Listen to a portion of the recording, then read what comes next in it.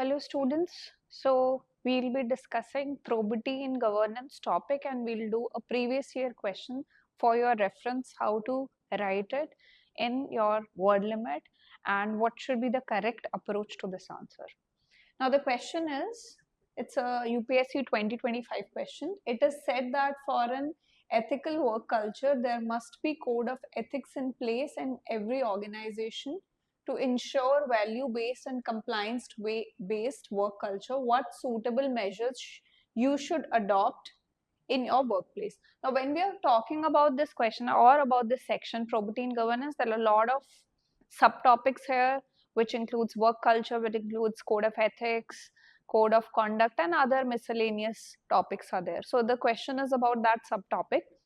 Now, when you read this question, first of all, you have to ensure that you understand what are the different parts of this question, because this question is talking about, first of all, an ethical work culture, right? And it is talking about that there must be a code of ethics. And then next is, it is saying to ensure value-based and compliance-based work culture. So it's given a characteristic of the work culture. What suitable measures should be adopted? Now here, first and foremost thing about a question is to understand about it. So it is talking about ethical work culture. It has given a characteristic feature of being value-based. Second, compliance-based. Right? Now, what suitable measures? Because it has already talked about code of ethics. So those measures will be in the form of code of ethics only. And you have to write down what will be the suitable measures. So now you need something value-based, you need something compliance-based. So your answer will also be in this form. So this is the first thing you have to understand when you read a question. Read it carefully. Half your job is done there and then only.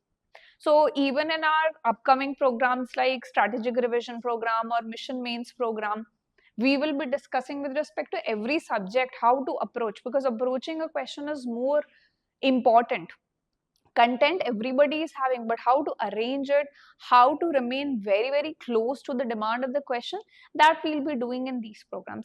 And other handwritten answers with respect to previous year questions of GS4, they are already there in our booklet. The booklet's link is in the description box, and in that booklet there are QR codes of these answer explanations.